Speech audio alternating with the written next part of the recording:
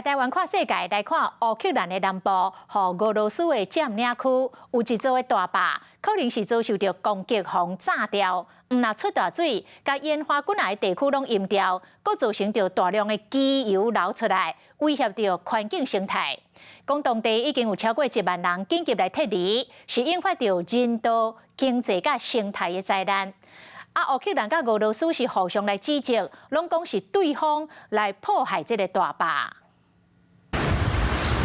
面体厝顶伫串落的河水内底漂流，大水淹入去烟花城镇，甚至也有水底动物走对大马路。救护车伫咧淹水的城镇内底驶甲真慢，有人将车顶的架仔掠安，勉强过河。雄雄做大水，拢是因为乌克兰的南部卡科夫卡大坝伫昨起轰炸，地势着部分毁损，烟花过来的地区拢互大水淹过。Ситуація критична майже. Вже залишилося, ще якщо на метр підніметься вода, то вона вже буде в будинку.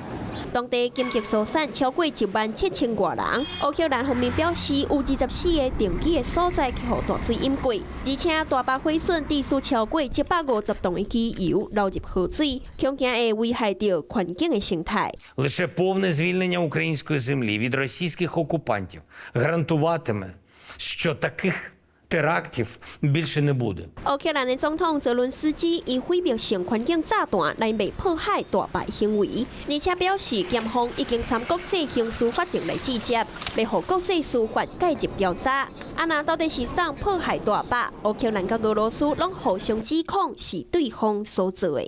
Диверсия Киева преследует две очевидные задачи.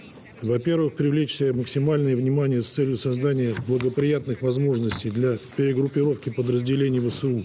Russia has been controlling the dam and the entire Kakhovka HPP for more than a year. It was mined by the Russian occupiers, and they blew it up. 双方的代表伫联合国安理会来对呛，美国表示目前也无法度确定大坝洪毁损的原因，因为洪毁损的大坝嘛是扎波罗热核电厂冷却的水源，所以各界更加烦恼的是有可能会发生着核安的问题。联合国秘书长嘛表示，如今乌克兰面对着人道、经济也有生态三灾难，其他官员嘛警告水灾造成的影响可能过6天了后才会出现。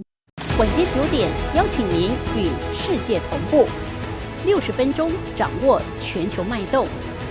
World News 9，陈雅玲世界晚报给您崭新视野。